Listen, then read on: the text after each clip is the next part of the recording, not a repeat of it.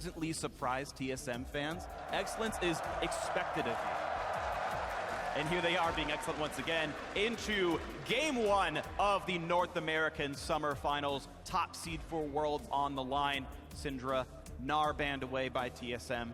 No Karma allowed from a C9 ban. As far as TSM is concerned, they've only had 3 games within the last month where you can scout their picks and bans. And when they played CLG, they were very targeted with those bans. So the Syndra and the Gnar being taken out very early are the 2 champions that Jensen and Impact have been the most dominant on. So it does look like they're still going with target bans. I really like the GP ban here. This was critical for both these teams in their semifinals appearances, and it's something that both teams are very comfortable first picking as well. So taking 2 of those first pick top laners off the table does make people a little bit less comfortable up there. And this is interesting, actually. Yeah, TSM adding in an Olaf ban into champion we haven't seen played, but TSM banned that last week as well when they played CLG. Exactly, all 3 games, and that was off of one Xmithy game that Xmithy had on Olaf in the quarterfinals. But there's a lot of information we don't actually have access to. TSM probably wants to run some type of low mobility champion that can get beaten pretty badly by Olaf. So since I think it could also be a throwaway ban, and there's a lot of power picks still up for TSM to take. Well, smiles on the faces of Hauntzer. Hovers Zach and goes, yeah, Vladimir's the one for us. First pick, and really no surprise if you watch yesterday's series. Vladimir, incredibly high priority champion. And Vladimir is something that, I was going to say with Olaf, people are talking about Taric-Olaf combo. That's a champion that has been rising a lot in popularity as far as supports go. And Vladimir Taric is very strong as well. It's something that is a little bit more situational, obviously. You want to have that matchup into melee supports, but a very strong option. Of course, some of the synergies that normally are there with Vladimir, movement speed being a primary one. Karma and Sever not allowed to tag team, although you talk about Vlad and Taric being a nice popular combo. Other teammates there around as well, but now it's C9's choice to make their own options, and the question is, what style do they want to play? We've seen teams like CLG go for more lane dominance and play Sorakas and Karmas in the bottom lane, or of course there's the perennial tanks here with the early showing of Trundle support with a Shen top. Yeah, and that doesn't really leave that much wiggle room either, because a lot of times an early Trundle pick can be flexed between the support and the top lane role, especially considering that Impact had so much success absorbing ganks and still being a carry threat. That is a little bit harder to do on Shen, and it also allows whatever pick TSM wants against it. With that being said, GP and Gnar are 2 of the best picks against Shen, and those are already off the board because of bans. Definitely does work well. One of the difficult things about Shen, as far as avoiding that aggression, is the way to be aggressive is also your way to be defensive. You have to use that Shadow Dash, your taunt, to actually go in and get those good trades, and without that, you really cannot bully people out of lane at all. But if you ever do that, if you ever go aggressive, you can really be punished heavily by these enemy junglers. And even though these 2 teams don't typically camp for top lane very much, if you start learning tendencies, right, these teams have had a week to watch the tape to see how does C9 play, how does TSM play. Oh, we found some openings, and you can always change up the style if it makes sense against your opponents. And Jhin and Echo locked in here. Echo, something that has been extremely popular in top lane of late. Huni playing it non-stop yesterday, even putting his own twist on the build, going for that Titanic Hydra.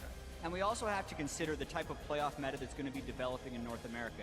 The 2 teams in the finals were scrimming both CLG and Immortals, so they're going to share a lot of the power picks that were strong in those scrims that are going to be happening on the stage. So that's why we're saying if you watch the games yesterday, you're going to understand these power picks. Vladimir and Echo were huge for Immortals, as was Jhin. I know that's happening pretty globally as well, but those are 3 power picks really for TSM, and we're not seeing counter picking happening yet. It's just the power picks. I also really like the Jhin pick here, specifically because Sneaky is known for his Jhin, right? He's so good. So not only is this a power pick, it's also a takeaway. Take Sneaky off of one of his very best champions and put him on something else.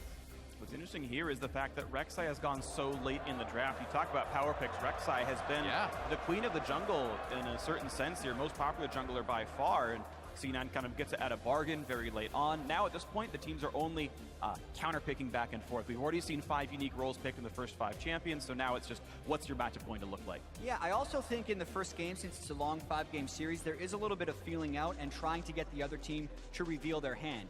You don't necessarily know if a team prioritizes Rek'Sai or Gragas, so when you see that Cloud9 will immediately go with the Rek'Sai, it means they have a very tanky team.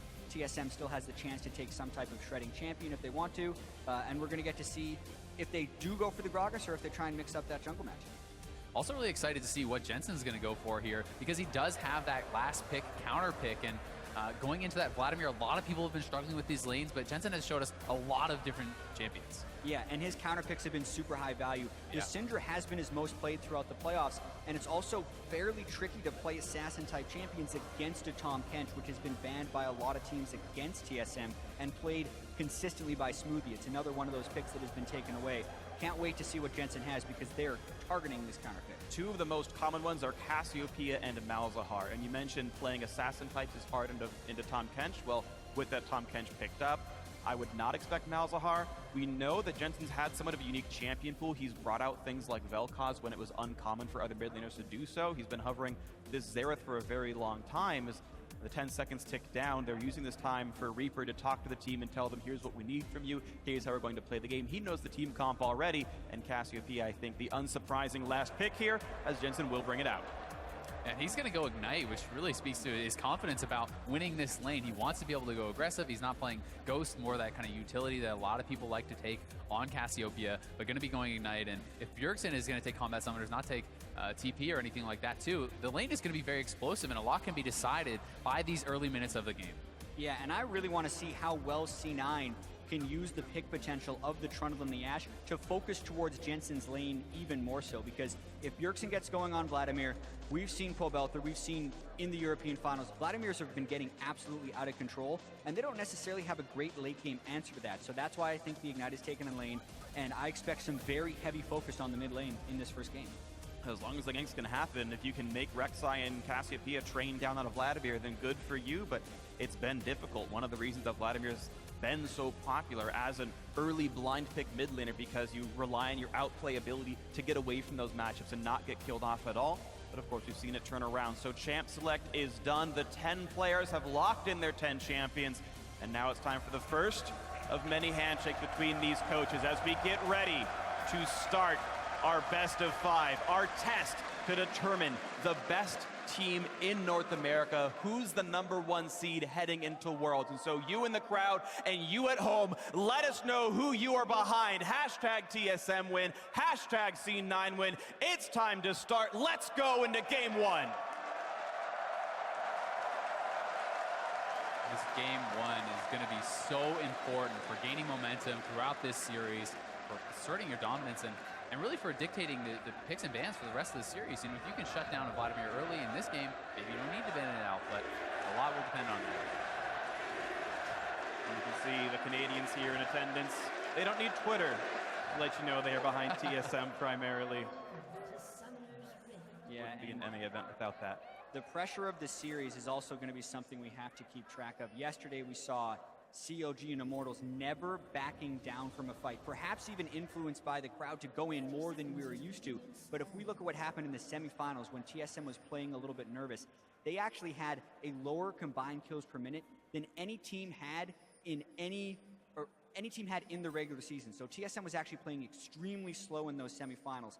And I actually feel like if they do that, it would favor Cloud9 a little bit, because Cloud9 played very slow in the regular season, and TSM excelled by that controlled aggression they were able to show in the early games. So they need to get back to that, I think, now that C9 is their foe in the final. And they have had another week to practice up, to get more comfortable in this patch, and we'll see if that's going to shine through in the finals today. It's really up to their training, because Doublelift said in an interview with you, Jat, that the reason they played so slow is they were afraid. They had been upset by CLG twice in a row, and they were so worried about screwing up the game. Doublelift said after watching the games afterwards, he's like, we were up 10,000 gold that entire time. I didn't realize that at the time. I was so worried about throwing the game away. And now you're back on the finals, TSM. And for some of these guys, their first time in the finals with this squad, and they've got to make it work. And we've even talked with Biofrost. He said even though he's been able to step up to the pressure so far, that's the LCS studio that holds a couple of hundred people. This is 15,000 sold-out fans, Canadian fans, and Biofrost went to the University of Toronto. Like, this is a hometown game for him, and the pressure could not be higher. This is the most pressureful game he's played his whole career. It certainly is, and for Jensen as well, his first finals here in this kind of a stadium is ridiculous. And some players will rise to that pressure, and some players will crumble. Now we'll see as it happens. Right now we have the start of the laning phase as the duo lanes back and forth. Biofrost and Doublelift, the most dominant duo lane in North American League of Legends. But Sneaky and Smoothie, no slouches in their own right. Doublelift, though he's still new to Jhin competitively, did win the game he played on it as they trade back and forth, get some damage onto Sneaky. Yeah, and to me, his Jhin looked incredibly clean. Like, he's put in a ton of games on this champion. So even though Sneaky was the first one to pick up Jhin, by no means do I feel like Doublelift is a slouch. And just based on this lane matchup, I feel like the Tahm Kench is a little bit better than the Trundle here, and I'm expecting TSM to have a little bit of lane pressure at the start. I also think it's pretty interesting because Sneaky is so known for his Jhin, and Smoothie has made a name for himself on Tahm Kench, so they're extremely familiar with the champions that they're going up against, and you have at times seen people kind of get caught off guard, you feel, by playing against Tahm Kench, so this is not something that should happen whatsoever here. Yeah, and I also want to talk a little bit about the two melee supports, because we spent a lot of time talking about range supports throughout the regular season, and then TSM did triple melee supports all throughout the semifinals, and actually split to Lost Lane, which is a big departure from the giant CS differential they had during the regular season. Ooh. Oh, really Last nice attack by trade. Hauntzer not worth. Yeah, he let Impact get the grass pit off, which is just worth more than a phase dive. Corruption Potion might be able to sustain him up, but that's great for Impact. But here we go. That's the exact thing you can do with Tahm Kench if you ever get pillared off. But basically, if they do try and get too aggressive in the bottom lane, the junglers could very well punish, which is one of the reasons we're seeing fewer duo lanes try to get that CS lead via a ranged support matchup, because the melees are better at gank follow-up, and the junglers are just super strong at ganking in this current meta. Absolutely. Gragas and Rek'Sai both have flash into some kind of knockback, and life gets hard when you've already been CC'd at the start of the push. So right now, gold has been close to equal. Looking at the two mid laners fighting back and forth, and it's Jensen and Bjergsen, the two Danes in the mid lane, and it's a very, very tight timer right here. Only a 3 CS difference, but a slight lead for TSM's reigning MVP mid laner. So far, so good. Pretty equal game. And it's Svenskeren to make the first move into the enemy jungle, getting some vision down there. A couple wards on the top side allows Hauntzer to play much more aggressive. You can see as levels go in, Jensen getting those extra skill points in Twin Fang starts really bullying the opponent out. Yeah, we do have to point out that he did switch out the Ignite for the Ghost later on, so he's going to still have that teamfight presence. But even then, you have to respect Cassiopeia's damage in lane because of the Twin Fang spam. If you ever get caught out, she will run you down, and he'd also be at risk of a dive if they really got him low. The blue buff here too is massive. Cassiopeia does so much damage, but you're really heavily gated by your mana, especially before you have a tier, and he's not going to have to deal with that because he got gifted the blue buff, one of the advantages of having Rek'Sai. And it was a oh, he might get him! He won't quite die to the poison, I don't think. Oh, he does! Oh, he burns down! Bjergsen did not expect the output, and Jensen claims first blood at level 5. The solo kill on Bjergsen, the MVP, to start things off. What a play by Jensen. And we were kept talking about the danger of the early Cassiopeia and the sacrifice Meteos made to give that blue buff early. They also gave away vision in their red buff jungle to make that power play in mid happen, but it's just an outplay at the end of the day by Jensen. He gets just enough damage down to Bjergsen. Bjergsen wasn't burning his summoners to dodge it because he thought he'd be able to leave, but it was that minor miscalculation on a huge stage. Yeah, and he's moving forward, and Jensen, with no fear, pushing in, gets the last tick off. I really feel like Bjergsen was hoping to be able to get a Q off there because it was empowered and he could heal, but he just was between two decisions of saying, Jensen, you have to sit in turret. He realized he wouldn't be able to get the Q off, and it was too late by the time he ran away. And it's a hard choice because that W, yeah, you avoid any additional damage, but you actually deal damage to yourself when you do use it, so that actually caused him to burn down, and really big deal there for Jensen. He needs a big start here on the Cassiopeia. And now his start's going to be huge. He's got 1,000,000 mana. Even though his blue buff is timed out, he's not only got the Tear of the Goddess, but also now the Lost Chapter for the extra mana regeneration.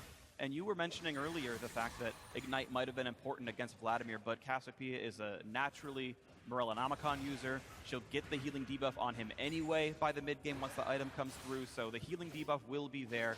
And C9, in one of the best starts they could possibly have, getting these items in early for their star mid laner, their carry. Certainly, especially when you consider the fact that C9 is running such a tank-heavy setup. There's a lot of onus on Cassiopeia, on Ashe, to actually get that damage out. And it's such a huge boon for Jensen to get that kill on a Bjergsen, because we've been talking about so much pressure and momentum that goes into this. Not even having to burn a summoner for that solo kill. In this two-threat composition with a strong tank line, we see teams completely trying to funnel kills into those damage dealers. Yeah. And when Jensen gets one on his own, boy, it's nice to have a mid laner like that. Full mana, Lost Chapter, thank you very much. It's really just been a difficult road ahead. Bjergsen doing the best he can to keep up in farm, but once again, gets the pain train down. if you land the Noxious Blast, the Q from Cassiopeia, you get a move speed buff and you chase him right in. Yeah, and it's so tricky right now because Svenskeren, you really want to visit that lane, but the vision control is being pushed up into their jungle, so TSM is a little bit restricted from being able to gank there. During the regular season, Svenskeren had a really high jungle proximity percentage towards mid lane. 27% of his pre-50-minute time was spent within 2,000 units of Bjergsen. That's dropped off in the playoffs because they have different focus. C9's has gone up, and it's more evident than ever that they kind of need that in this game after the solo kill, but it would be incredibly dangerous.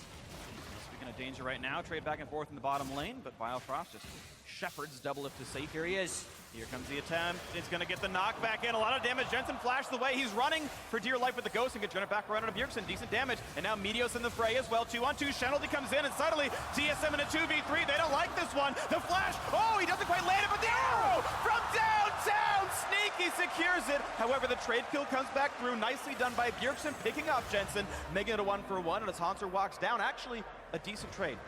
Beautiful team coordination by C9. We talked about the mid lane focus, and every lane assists in that kill on the turnaround gank. That was the danger Svenskeren was going to undertake by going for that gank, and it backfires.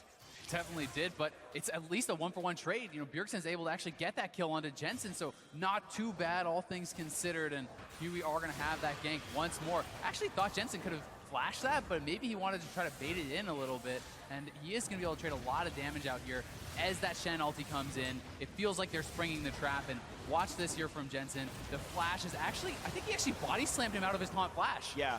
He taunt flashed into a body slam. That's and he, so well done.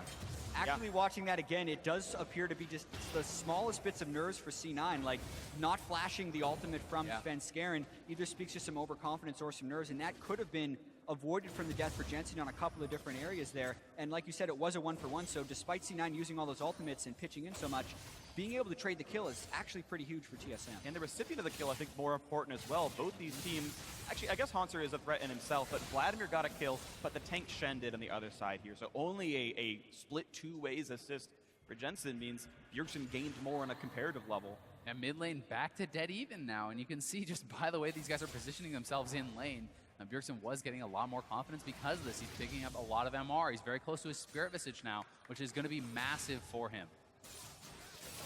We walk back into this game as Impact just trades blows with Hauntzer, but you can see sort of the payout that's been happening. TSM, the gold deficit only 3 to 400 despite being down a kill. They're farming quite nicely for themselves. These two tanks battling back and forth. They don't quite have the damage to kill each other off as they attempt to sustain through each other's damage output. Svenskeren hoping to upset the balance here. Shen wouldn't like that, but it's going to go for it anyway. Doesn't quite land the stun. A good taunt to get out of parallel convergence. And TSM converged on him. Impact has been trading heavily with Hauntzer, but he's never blowing his flash. He's respecting the chance of the gank, even though he could cut out more of an edge for himself in lane. It's not about the 1v1, it's about playing to the jungler, respecting your opponents. And speaking of the junglers, Svenskeren really trying to get pressure into Meteos' jungle, and Meteos going with a really odd build. He actually completed his Yaram's Fist first. I've almost never seen that in pro play here, and then the Cinderhulk component. I think it's actually just about stacking up the passive for additional HP with the Bomby Cinder. You want to be super tanky, Strength of Ages as well, and trading happening in the top lane. Better damage coming through. Impact getting the better of it so far as Hauntzer puts in the slow, runs away, and says, yeah, all right, Time-Water hits you. I'm going to back out of this one. Yeah, I think as you talk about Meteos' build, I've seen him build that item specifically several times, and it's not just as a necessarily a component of Titanic Hydra. He just sits on it quite a while. It was his first item after his jungle starter, so a lot of times you'll see the Sightstone or the Cinderhulk, but I understand the stacking component and fights are happening. Hawk's in a bad spot, but also a nice fight in the bot lane. The pillar catches Biofrost, who doesn't have a way out and just dies. Doesn't even pop the gray health, and now Doublelift's in danger. He's gonna go down. A double kill for Sneaky. C9 2v2 outplay in the bot lane. They don't get one, they get two. And that is such a huge swing right there, because we've now seen 3 essentially solo deaths from C9 over TSM. TSM's greatest asset throughout so much of the year, they've been saying, is their skill in the solo lanes. But if any team was going to match them, it was going to be C9. And right now, C9 is surpassing them. And at the same time in the top lane, Impact actually forced out Hauntzer's flash. They're getting advantages all across the map. What a game so far by C9 as we watch this 2-on-2 again. Yeah, and Biofrost gets caught by the pillar, doesn't use his stick skin in time. Doublelift was sticking around thinking that fight was going to extend. Doublelift didn't heal either. That was just a miscommunication and lack of using the skills properly, and then he just gets hit by the arrow. So everything goes wrong for TSM in that duo. One thing you actually really have to be worried about as well on Tahm Kench, when you use your W defensively, you essentially have no power in that actual all-in. So if you eat someone out, your AD carry, they can all-in on the Tahm Kench, and he can't really fight back whatsoever against that Trundle. And it's Grasp the Undying on Trundle. He's actually a better fighter. The keystone usage by Smoothie makes him really, really strong at the 2-on-2. Got an extra chunk down on a double lift. Helped guarantee the kill came through. Sneaky still has his heal up. Double lift the same. Biofrost has his exhaust in case another fight does happen, but that cooldown's not terribly long, so Smoothies is up pretty quickly. 2,000 gold lead though. Cloud9 sizably ahead right now, and honestly against many expectations, C9 winning in this final, hoping for their third. Well, specifically the way they have pulled ahead by 2,000 gold as well, with a solo kill from Jensen and then a dual lane 2v2 double kill by Sneaky and Smoothie. These are individual outplays by C9, and now the question will be, can they use team play to extend this lead against TSM? Because that has been their biggest criticism throughout the year, is their ability to play as a team and close out games. Obviously, it's just 2,000 gold in 13 minutes, but they do have a lead, and to win, they need to extend it. Looking to extend it now in the mid lane. Bjergsen not in a happy place. Thankfully, finally about boosted speed for himself. Sometimes you get these breakpoints where Cassiopeia is passive, which gives her movement speed instead of buying boots. Sometimes just gives you this breakpoint where you're just chasing people down, you can't handle it. Bjergsen with a bit of move speed now is going to have a little bit better time running away from him. They have been trading farm pretty equally back and forth for the last few minutes. And it does feel like now, with that flash down on Hauntzer, Impact has the edge in the... Oh, wow. There's actually a really nice pillar there in the bot lane. It was actually Jhin ulti came out, and Smoothie just pillared him out of it immediately. Well, he got rooted, but doesn't go for much more there. Could have been a tight timing, but nothing quite happening. The junglers right now a bit far apart. Rek'Sai just on the east side of the jungle, and Svenskeren just backed up, recalled, and got a couple of ruby crystals for himself. We'll see where the junglers go next, but the funny thing is, 3 of the 5 kills this game have been without jungler intervention at all. It's just been heads up, lane out plays, 1-on-1 in the mid, 2-on-2 in the bot. And it's just, all right, guys, enjoy your farming. We'll take care of the work from here. And now they may even be able to get the first turret, but sometimes this can be used as a bait. Here comes Svenskeren and 2 more. Here we go, the pillar and the exhaust. Sneaky gets the Shen ulti. Here comes the body slam. Could be an easy explosive cast. Knocks him back in. Bad days ahead for Sneaky. 1 kill. The root and the Smoothie could make it a second, but Impact here to hold him up for a little bit longer. Flashes away, stays alive. Just the 1 for 0, but still advantage TSM. Bjergsen's coming in. Flanking under the turret pillar to keep him away. How much does he want this dive? They want the first blood turret gold, I think. I think they're just going to try to zone them off. Every one of TSM is down in this lane, and C9 be a bit foolish to defend. Here too. Jensen finally showing up. It's a 4-on-5. The root onto Impact, half HP onto Shen. Pharaoh does a bit more damage, but now, yes, Bjergsen having to... Oh, Hauntzer, watch out, taking a lot of damage. The flash knockup. Oh, bit out more than he can chew, but Biofrost takes a bite out of Crime and takes him back out. They're re-engaged. The snipes out of double lift. It's going to be a shared tank, and Smoothie eats the last bullet, and C9 able to just barely walk away with their lives. Sneaky has respawned. He's here to join the team once again, but TSM with a health bar lead. Even without getting an extra kill, this could still be mission accomplished for TSM if they could get that bottom turret. Otherwise, C9 is going to sneak away with an incredibly close fight. They've actually recalled a few people, and here comes Meteos. They're probably going to stop that turret. Yeah, they defend. What a close fight there. C9 holds on. So much tension in these games towards the first turret blood, and that's really what started this whole fight in the bottom lane. Biofrost goes in with Jhin. Sneaky has no flasher in the previous fight, and Svenskeren beats them to the punch. Just the power of Tahm Kench getting right in there, delivering the AD carry. 3 men out of nowhere. TSM faster on those TPs, and Jensen, he has to roam down so far. It's just a really well executed play there from TSM, but it looks like C9 may get that first turret anyway. Sneaky back on the lane with full health, goes for the damage, gets it down. 1,100 gold to C9 for getting the first turret of the game. And you can see Cloud9's gold lead now over 2,000 because of this. Meteos lurking around on the side. He knew Svenskeren was recalling on that brush. He pops the sweeper and gets rid of it. You had both junglers there in case something did happen. Meteos once again spots the enemy jungler and just jumps out towards the Drake pit. Yeah, and now it's really a struggle for TSM to keep vision of their own jungle since they have lost that dual lane, giving up the double kill. They sent all 5 people bottom lane, did get a kill back, but could not get the turret. Now the Drake is up. Hauntzer cannot join, but Impact could. So TSM would have to be very scared about trying to stop this. This is risky. They're waiting for the barrel. Explosive cast, nicely played on both sides. Svenskeren hoped for the smite steal or the explosive steal, and C9 just waited out the timer. That Q has to blow up on its own after a few seconds.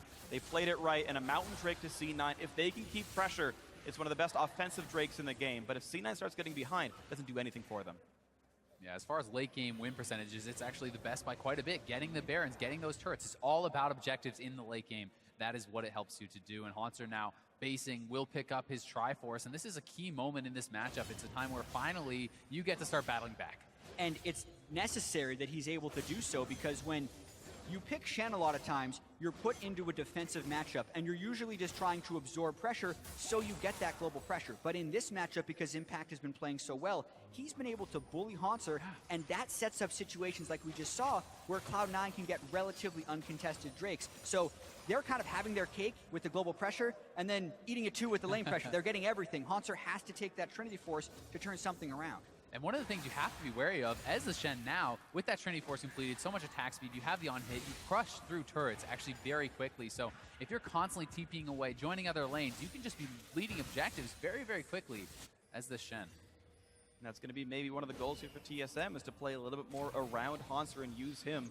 Go to the source of the global. It's the old adage when you're playing against a Shen or a Twisted Fate. Just go to them. They can't exactly leave easily. You knock down the structures if they do. And maybe TSM puts a bit more pressure topside. But right now, we've got some mid-game rotation. Sneaky shoves out bot, joins the mid lane. Same thing coming out here for Smoothie. And Svenskeren kind of stuck up with the pillar, the trophy that C9 are hoping to earn for themselves. Gets eaten, goes away. Becoming a pretty tense game here. C9 did jump up to those early lane kills, but it hasn't necessarily snowballed ahead in CS. And I feel like TSM is trying to control this game a little bit. The pace had been getting away from them, even though they were a fast-playing team in the regular season. They haven't been able to get control early, and you do have to slow the game down a lot of times if you are behind to hope you can manufacture some kills. And C9 really looks like they're on the hunt for more of those kills. They want to keep things going. Smart flash by Svenskeren. Ooh. Arrow was there. If the taunt landed, the arrow would have lined up perfectly. That's coordination between Impact and Sneaky. But if he hadn't flashed, he would have died. Svenskeren would have been dead, but he made the right choice going for that one. No Rift Herald picked up this game, and you see the lane swaps that came through. C9 eventually sending their dual lane topside. TSM making the right choice to not match that. They're behind. How about they take a turret instead? And that should be a one-for-one turret trade eventually. Though C9 are a bit slower on the play, this should likely fall down shortly. Yeah, and it's going to be pretty tricky for TSM to defend, but I actually feel like they're going to be able to, because they're swapping back Doublelift and Biofrost, and C9's already been punished for trying to finish a turret while Tahm Kench was on the way in the past. Yeah, they could actually look for a play here with Jhin ulti available, Tahm Kench ulti available. If they actually stay too long here, C9 could be in trouble, but I think they sense it. They're backing off. Don't want a repeat of that bot lane fight. It looks like C9 are waiting until the map resets a bit more. For one, Enchanted Crystal Arrow is still down. For two, wait till Hauntzer's over in the bot lane so you can use the global advantage that Impact has by stand uniting, teleporting back, whatever he needs to do. Right now, Impact is pressuring bot lane, so Hauntzer must join him, and now C9 can try to face that 2-on-2 one more time, and maybe this time we'll actually get something for it. Looking at the builds as well, Doublelift has Ghostblade and the Serrated Dirk, so he's almost where he wants to be. It'll be interesting to see if he goes for a Maw or a Duskblade, if he's worried about being dove on top of. Aside from the Shen and the Rek'Sai trying to dive in, they don't have the greatest ways of punishing the low mobility carry, so I wouldn't be surprised to see a Duskblade. I also think in combination with the Tahm Kench, right, that's even more safety, so I would prefer the Duskblade here. Both are obviously very viable, and I just think that Tahm Kench, you need to use that support to allow you to be more aggressive, and a good way to do that is through your builds. Definitely agree. I think we expect to see the more offensive build of the two. Only really two items it can turn into at this point, so we'll see what it ends up being. 2-on-2 still battling back and forth, and it's still been a fairly close trade. The Hurricane done for Sneaky means he always has the wave clear edge. He can get out of that lane. You see it. He's walking down the river past the Scuttle Crab looking for a chance on mid lane.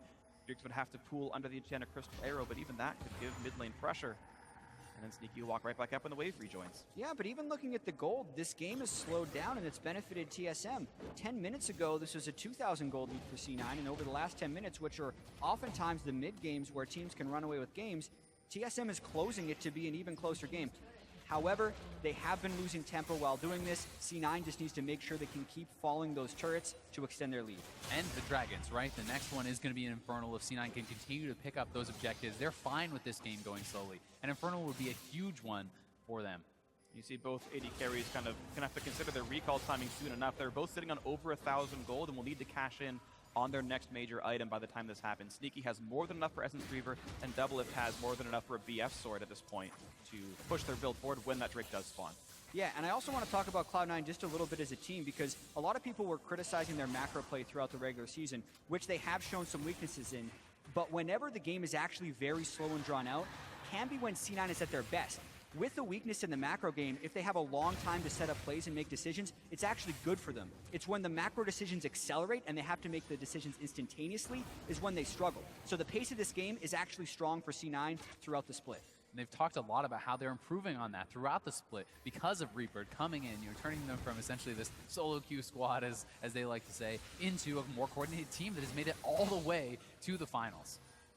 But meanwhile, you have TSM, who just have been so good at this skill set. You had Bjergsen talk about in his MVP interview how much he respects Doublelift for having those really sharp, impulsive calls that are aggressive, that are on point, and said it helped him learn to be a better shot caller because of how Doublelift approaches the game.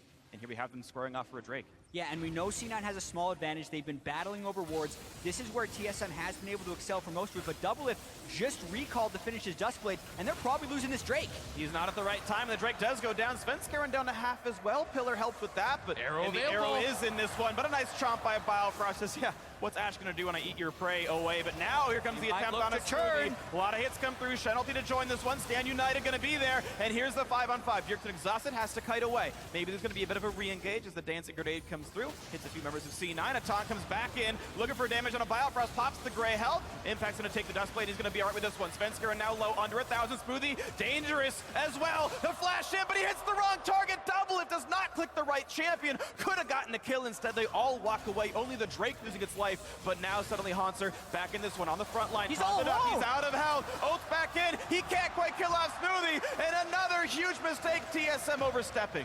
And for once, we don't see TSM acting as a team. Hauntzer thinks the fight's still happening. The rest of TSM goes to push mid. They get the turret, but they lose on the hero TP play. coming back in from Impact. They want to chase. And he's got flash. Bjergsen's got a flash way to stay alive, and he's going to get out, but he almost overcommitted himself to knock down that mid turret. They did get the objective, but C9 got a kill and a Drake. And now it's what can C9 get on the back end of this play? Can they push down mid? Can they get anything back? Because it's TSM with low health bars, and C9 is back out on the field. One of the biggest criticisms for C9 was their really poor Dragon control rate. Well, that's actually been able to change this game thanks to their solo lane superiority. And as long as they can continue to control these Drakes and have somewhat favorable fights, they're in a pretty good position with the strength that Jensen and Sneaky are starting to accumulate. Definitely are getting pretty big. 2 kills on each of them, so 80% of C9's kills are on their 2 carries. That is a good sign for the team as they grow on. Infernal Drake, the best Drake to have if you have a gold lead, generally speaking. If you're ahead by much, it really cements your stat advantage. C9 in a good spot. Titanic Hydra already completed here on Meteos as well, and at level 13, that's a really big power spike with the Titanic Hydra. You actually have a lot of backline threat on someone like Jhin. It kind of peters out towards the end of the game, but at this point, if he gets on top of the Jhin, he can solo kill him. And I think that's one of the big things here. It's all about hitting that break point where they can kill the Jhin by getting the tunnel in. Specifically, a level 13 Rek'Sai, like this is a point in the game where it's actually a joke. I think Rek'Sai just crushes the Jhin in a 1v1 with that Titanic Hydra. But later in the game, they're still going to be able to push that break point deeper by adding the Shen into the mix as well. Then it all becomes about whether or not Tom Kent can devour at the right time, and there's going to be a ton of mechanics in these team fights to decide this game because we're still only 1,000 gold different 26 minutes in. A tight game could definitely be decided by one good team fight. We've seen that back and forth. If you watched the finals over in Europe, Spice were winning fights with a 10,000 gold deficit. Sure, they still lost the game, but this chance happened. CLG known for their comeback wins as well. The best teams can still make it work, and we know TSM are one of the very best teams here in North America as they look to make this comeback happen in game one. Ulti opening up. Gonna hit Smoothie, slow down. There's a nice body slam in. Looks for Jensen, but the explosive cast does not put him into the team. So far, so good for Cassiopeia. Flashes out, stays alive, dodges the snipe, and the fight is in. Sneaky with a Hurricane, looking for damage. There's a flash knockup. They're gonna go for Biofrost. That will be TSM's. Canadian support going down. They find one. They're looking for 2. Bjergsen's caught up. There's 2 for C9. 7-2 on the scoreboard right now, looking towards Baron. Would be very risky still to go for that Baron. Can they actually do it this early in the game? And Some bases are happening. Meteos could ult back. They do have Cassiopeia and a Mountain Drake, so the threat is very real. They want it. Full health. They can start it, and they're going to force Doublelift, Svenskeren, and Hauntzer to stop them. Here comes the attempt. Void Rush back in the mix. Impact full HP. Looks for a knockup. Can't quite get on Svenskeren, but it's still TSM low on health. Baron didn't reset. 3,000 health. Svenskeren's not in range to steal. They got it. C9 gets the Baron. They've got a 4,000 gold They lead make it and a catch Hauntzer. on Hauntzer. They force his flash. Debilitating poison wasn't there quite in time. Massive swing there for C9 as they pick up the Baron. All those kills. This is absolutely huge for him. And it was Jensen. They wanted it. TSM picked this fight. They thought they could take down the Cassiopeia, but they were just short. Yeah, they tried to dump everything onto him here. They start up, they don't hit him with the Jhin. Doublelift didn't quite have the right angle, and that's key. Not to mention the pillar in the wall blocking the knockback from the ultimate. Then the Shen all comes in, Doublelift misses another skill shot on him, and that allows him to maintain damage throughout this fight, and it also allows the rest of C9 to pile in. And his positioning was so good over the wall, and then Sneaky, he sees the opportunity, flashing forward to pick up kills. And I'm pretty sure Smoothie just made the sickest play I've seen all day. I think he intentionally pillared to stop Jensen from flying into his own team. I think that was an intentional timing to knock back his own Cassiopeia through the explosive cast. Super sick by Smoothie. Happened either way, intentional or not. Kept his mid laner alive to make them win the fight, to make them get the Baron. Mid lane outers down as well. 4,500 gold lead for C9. And now it's about how quickly they can act. They will have teleport up as well as ultimate on impact very shortly. They have Baron and powered minions, and TSM, while they do have wave clear, it's not incredible, and C9 does have the ability to just push down these turrets with brute force. Down to half HP already. Smoothie tanks the snipe, doesn't care. Deadly Flourish, not able to do a trundle right now. This turret down to 15%. Bot lane slowly getting worked on by Impact. And one thing C9 has to be careful about, it's a two-carry comp. Their comp is so revolving around Sneaky, around Jensen. They don't have their flash up on either of these guys. They need to be super careful because if they go down, gold lead or not, Baron buff or not. Yeah, the initiation could be womboed between Svenskeren and Hauntzer if they can get onto the damage dealers. If not, it could actually mean the end of the game with a Baron buff up. If TSM engages and fails a team fight, it's over. So that's why I think they're being pretty conservative. They know the game is still within reach, and they're just trying to mitigate the damage this Baron power play does. And meanwhile, Cloud9, I think, playing the proper amount of reserve. They've gotten some significant turret chip down, but they also know this Mountain Drake spawns in 3 seconds. They peel off a little bit early to make sure the wards are there. This entire jungle, you can see the red health bars from wards. C9, one last stab at this mid turret because they found the rotation, but there's a Mountain Drake waiting for them now, number 2 to be picked up. Focus on objectives, calm, collected play here from Cloud9, who does not seem to be affected by the nerves at all. And I would have to say that it looks like TSM is a little bit affected by the nerves. Uncharacteristic solo and duo deaths in the early game. Yeah. Poor angles on a lot of the skill shots in that critical team fight from Doublelift, opening us up his curtain call on the edge so that Jensen could just simply flash away from it, and then also missing his skill shots later in the fight. More misplays than we're used to seeing from TSM, and C9 is punishing them relentlessly. You truly are. You're seeing a incredible start to this match so far. The fact that it began with a level 5 solo kill and C9 have never dropped the gold lead ever since then. This Baron buff still on for a few more seconds, and it will be enough to also knock down bot lane tier 2. TSM just don't have the wave clear and the movement speed to get these objectives in time. Keep in mind, Cloud9 even kills them faster thanks to these Mountain Drakes, and it's just a world where TSM can't keep up. These item breakpoints are coming in so quickly for C9 off the back of this. GA just gets picked up for Meteos. Impact Vision is his third item. You know, we have almost a 4-item Cassiopeia here at 31 minutes in the game. This guy is going to be a menace in the team fights. Definitely will be. This is a scary thing right now if you're a TSM fan, because this game is getting farther and farther out of hand. Baron buff time's up, but the power play itself was quite good. Several turrets picked up, several thousand gold. And as the map resets, there won't be any more objectives for quite a while. It's 3 minutes on Baron, 6 on the Drake, so it's going to be basically contestable objectives, these turrets that TSM can hide under and defend themselves. And it'll be a question of how much C9 wants to try and push the tempo. With double Mountain Drake, they have such pressure innately around Baron because they can kill it in under 10 seconds very easily with double Mountain Drake Cassiopeia. But they still have Ash Arrow and Trundle Pillar, so if they really wanted to, they could try and aggress and catch TSM while they're waiting for this Baron setup to happen. And so much of it is just going to be about the vision around Baron. They must maintain full vision control to look for those picks, to look for the sneaky Barons, and really force TSM in a situation where they have to make kind of that lose-lose decision. Do you face check in? Do you just let it go? There's only so many vision tools for TSM. You can throw some barrels from Gragas over the wall. You can snipe with Jhin. The shots reveal as they go through the distance. You've got one blue trinket, but only one on TSM right now. It is honestly a bit hard to see what's going on. In situations like this, when you're the losing team, you often see 2, in rare situations 3 blue trinkets because you need to be able to cycle your vision towards Baron. You look at what TSM sees right now. Nothing in the river.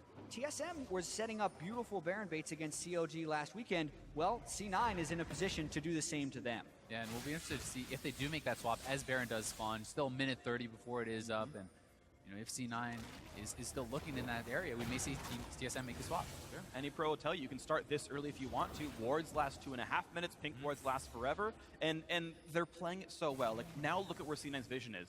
TSM to go past their own jungle, then to the river, then to Baron, and the 3 phases in a minute and a half probably not going to be successful here for TSM. They may take option number 2, push straight up mid and try to force the team off of Baron, try to force the team to come to you, which is also very risky when you're at this much of a deficit.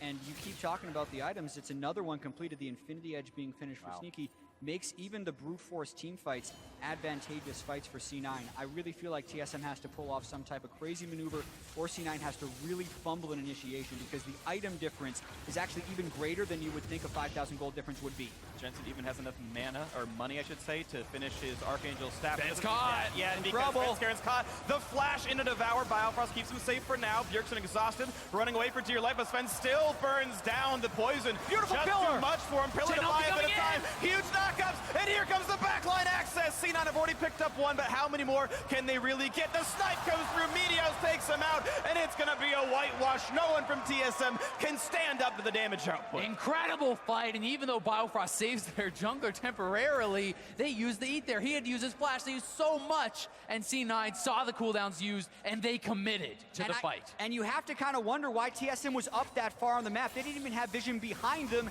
and they were up there. Svenskeren gets caught at the start, and with C9's immense lead, they just chased them down. I loved Smoothie's aggression with the flash pillar, and Impact's willingness to ult the support to secure the big fight. And with respawn timer still coming through, C9 already available to knock down Baron Nashor. 2, 3, 4, 5, and TKO. That's Baron knockdown for C9. The quick recall to reset, and what could be a game-winning push over the next 3 minutes.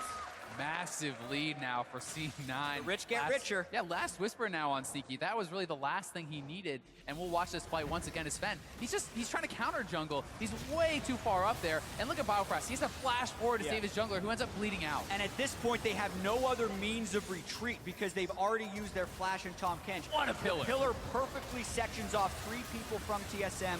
Meteos flashes in. Impact actually is only there to taunt Bjergsen, but that's all they needed. And look at Bjergsen on the back end of this fight. He actually gets a lot of people pretty low, has significant AoE damage there, but there's just nothing left from his team. They already had used everything, and C9 now pushing forward, looking to crack inhibitors. 2 available inhibitor turrets, specifically top lane tier 2 is still alive. We'll see how much C9 can get. They've reset, they bought the items. If they want to go back and grab Elder Dragon, they can. And it's just based on what they think is optimal with their shot calling. Do you want to double up the 2 buffs? Do you want to grab Dragon at the end and keep the push going for 2 more minutes afterwards? That's just up to how they think they can pressure the map. Yeah, Impact split push pressure should be able to take a turret against Hauntzer. That should be a bit of a duel. And actually, TSM's going for the fight right now. Teleport behind C9. They need to block for Sneaky. Okay, takes 1 shot, gets the shield. That'll probably time out without doing much more. Svenskeren on the side. Hauntzer there as well. Looks for Jensen. He's got onto the back line, and it's going to be the attempt to peel. Here comes Bjergsen in as well. Svenskeren gets out. They picked off one of the carries. Now it's just up to Jensen, and he's got Bjergsen on top of him. He's trying to take him out to save this fight. A quick Zonia's pop, then double it. Picks up Smoothie. It's 2 already for TSM, but Bjergsen running down. He will bleed out, and that's not a good thing for TSM. Hauntzer's next. Impact is there with a killing spree because they kept Jensen alive. The knock-up here, and it's going to be another kill picked up, and now it's Doublelift alone, running back into his base. He gets some support back from Svenskeren, but it's still enough damage. They finally do take out Jensen. Then overall, it's a 3 for 2 slight Impact lead. wants it. It's there, the battle on top of the inhibitor. 2 tanks facing the tank and the AD carry. And take it back, 3 kills on each side here, an equivalent trade with a giant gold deficit and against a Baron buff. That's pretty good for TSM. With no last whisper, Doublelift hardly scratches the super tanks on C9, but he does do damage to the other guys. And in this fight, TSM jumped the gun very quickly, didn't let C9 set up the split push, and saves themselves in this game by going for this fight. Yeah, and Sneaky getting caught out here. Did not have his summoners. The collapse comes in from all sides. Svenskeren on the left, Hauntzer from the top. TSM piles in as they see that they can take down the AD carry. And it's so key that TSM got access to the squishies here. Being able to kill Sneaky eliminates one of the threats. And even though Jensen was kept safe and was the main damage dealer in this fight, it was one threat instead of two, and you can see the massive difference that makes. Doublelift had a lot of time as well, the rest of TSM, to kind of wear down this team that was sitting on about a 10,000 gold advantage before this fight. A little bit of over-aggression from C9 down the stretch makes it an even fight, and now C9 is going to go around Elder Drake.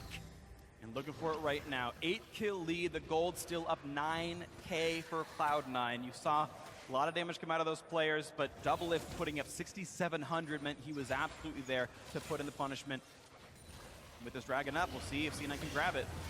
He still doesn't have flash, but it's almost up, and that will be critical for the next fight. Biofrost gets tagged! And no one can save the Tom Kench. He's going to take a lot of damage. Pillar in the back line. Meteos knocked around. Impact in the front as well. But here comes Hauntzer looking for Sneaky on the right-hand side as Biofrost gets whittled down as well. Hauntzer pops the ulti, gets back, stays alive, jumps forward, running out of HP, and suddenly will get taken out. Jensen gets the poison onto him. This time, finally, they do pick off Bjergsen, and that is the mid laner gone. A 2 for 0. C9 with complete map control now as Biofrost looks to snipe one in the back, and he pops the Guardian Angel off of Meteos.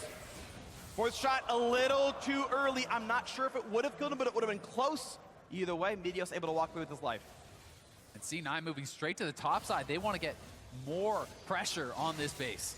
Fights that start with Biofrost having to devour Svenskeren are not good fights for TSM to be having. He's trying to get vision, C9 is punishing it, and now instead of going for Elder with the double mountain, they're opening up the inhibitors. It's going to be inhibitor number 1, absolutely. Still 20 seconds on the solo laners of TSM. Cloud9 gonna go for Nexus turrets here. They don't want a dragon. They want game 1 right now on the Nexus turret number 1. 3 going down versus fast. 5. Damage on a Sneaky. Double mount Drake certainly helps. Turret number 2. 5 seconds on Hauntzer. Here comes the engage. And just barely Doublelift stays alive. But look at the damage up. He's already picked up Tom Kench. Here comes Hauntzer. Nexus turret still alive. Damage on a Smoothie. They've already picked up 3. And suddenly C9 taking a little bit too slowly. Smoothie burning down. Hauntzer stays alive as well. Merlin helping certainly a little bit here. It's a 5 versus 2. The solos trying to keep it up. Bjergsen burning down. He's going to lose his life. That's it! As they go. And game 1 goes to Cloud9.